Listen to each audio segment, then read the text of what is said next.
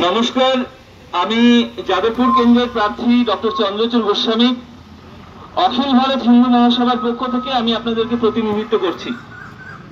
তো আপনাদের সবাইকে এই অঞ্চলে যত মানুষ রয়েছেন প্রত্যেককে শুভেচ্ছা, অভিনন্দন এবং wish you a very very good morning. দেখুন, আমরা কিছু এজেন্ডার উপর বেস করে নির্বাচনে লড়ছি। আমাদের খুব কাছেই একটি জায়গা রয়েছে, তার নাম নেতাজি নগর। তো একটি গান আছে, কতই রঙ্গ দেখি দুনিয়ায়, ভালো যারা রইল ভাঙা ঘরে, মন্দ দেশে সিংহাসনে চড়ে। দেখুন, আমাদের প্রথম প্রধানমন্ত্রী হওয়া উচিত ছিল যে মানুষটির নাম, তার নাম নেতাজি সুভাষচন্দ্র বোস। আপনারা গুগলে সার্চ করবেন, একটি দুর্গাপুজো হয়েছিল রুবি হসপিটাল মোড়ে। সেখানে কাকতালীয় ভাবে অনেকেই গান্ধীজি বা মোহনদাস করমচাঁদ গান্ধীর সাথে অসুরের মুখের মিল পেয়েছিলেন, পুজোটা আমার বা আমাদের। আমরা কখনো কোথাও কোনোদিন গান্ধীকে অসুর বলিনি। যে গান্ধীকে ইচ্ছে গান্ধীকে মানবেন, কিন্তু ভারতবর্ষের আত্মাকে সত্যি যদি কেউ রিপ্রেজেন্ট করে সেই মানুষটার নাম নেতাজি সুভাষচন্দ্র বোস। তো সেই জায়গায় দাঁড়িয়ে আমরা খুব স্পষ্টভাবে একটি কথা বলতে চাই যে আমাদেরই উদ্যোগে, আমাদেরই মুভমেন্ট, টাকায় আমরা গান্ধীর মুখ সরিয়ে নেতাজি সুভাষচন্দ্র বসুর মুখ চেয়েছি।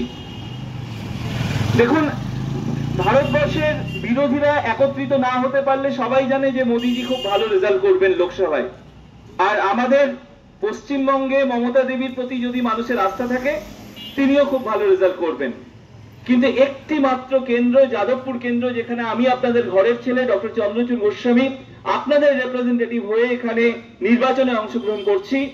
আমাদের একটি বক্তব্য, রাজ্যের কাছে, কেন্দ্রের কাছে, আমরা যে কোনো মূল্যে আমাদের প্রথম প্রধানমন্ত্রী নেতাজি সুভাষচন্দ্র বসুর মুখটা কিন্তু টাকায় দেখতে চাই। আমাদের দ্বিতীয় বক্তব্য, আমরা দেখছি এনআরসি সিএএ নিয়ে অনেক কথা হচ্ছে, এক একটি রাজনৈতিক দলের অবস্থান এক এক রকম। আমাদের স্পষ্ট বক্তব্য, মোদি বাবু আপনাকে নমস্কার, আমরা কোনো এনআরসি সিএএ আমরা শুনতে চাই না। আমাদের স্পষ্ট বক্তব্য একটি, যে মুসলমান বা যে খ্রিস্টান ভাইরা, আবার আগেন আই রিপিট, যে মুসলমান এবং যে খ্রিস্টান বন্ধুরা তাদের বংশ পরম্পরায় ভারতবর্ষের মাটিকে সমৃদ্ধ করছে, যাদের ডিএনএ আমাদের ডিএনএর সাথে এক, তাদের সাথে আমাদের কোথাও কোনো বৈরিতা নেই, তাদেরকে এনআরসি সিএএ লাইনে দাঁড়াতে হবে না। কিন্তু যারা অবৈধভাবে অনুপ্রবেশ করে এই ভারতের মাটিকে ধর্মীয় আগ্রাসনের একটি ক্ষেত্র তৈরি করতে চায়, তাদেরকে ঘাড় ধাক্কা দিয়ে তাড়িয়ে দিতে হবে ভারতবর্ষ থেকে। আর মতুয়া, হিন্দু, বৌদ্ধ, শিখ, জৈন যারা রয়েছেন, যারা দেশভাগের বলি, তাদের জন্য আমরা দাবি তুলেছি নিঃশর্ত নাগরিকত্ব। আমাদের তৃতীয় দাবি, আমরা স্পষ্টভাবে বলেছি যে যারা এসসি, এসটি, ওবিসি ইত্যাদি সুযোগ সুবিধা পান তাদের সাথে আমাদের কোনো আপত্তি নেই, তারা সবাই যেন সেই সুবিধা পান সেটা আমরা নিশ্চিত করব। কিন্তু যারা জেনারেল কাস্ট, তারা তো বানের জলে ভেসে আসেনি, কাজেই রিজার্ভেশনের সুবিধা কিন্তু সবাইকে দিতে হবে। আর লাস্ট বাট নট লিস্ট, এটা আমাদের কাছে খুব লজ্জার যে কিছু রাজনৈতিক দলের রিপ্রেজেন্টেটিভ তারা নিজের নাম পর্যন্ত সই করতে পারে না। আমরা চাই a minimum level of education should be mandatory for every election candidates। আমরা বলছি না যে তাকে মাধ্যমিক পাস করতে হবে, এমএ, বিএ, এমএসসি, কিন্তু সে আমার জনপ্রতিনিধি হিসেবে আমার রাষ্ট্রকে, আমার ক্ষেত্রকে প্রতিনিধিত্ব করবে, সে নিজের নামটা সই করতে পারবে না, সে খবরের কাগজ পড়তে পারবে না। এটাই কি আমাদের ভবিষ্যতের ভারতবর্ষ?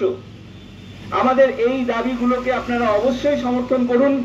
আমাদের ওদের মতো টাকা নেই, আমরা হাত নাড়িয়ে জনসংযোগের নামে হুটখোলা গাড়িতে যায় না, আমরা মাথা নিচু করে, হাত জোর করে প্রত্যেকটি মানুষের দরজায় দরজায় যাচ্ছি।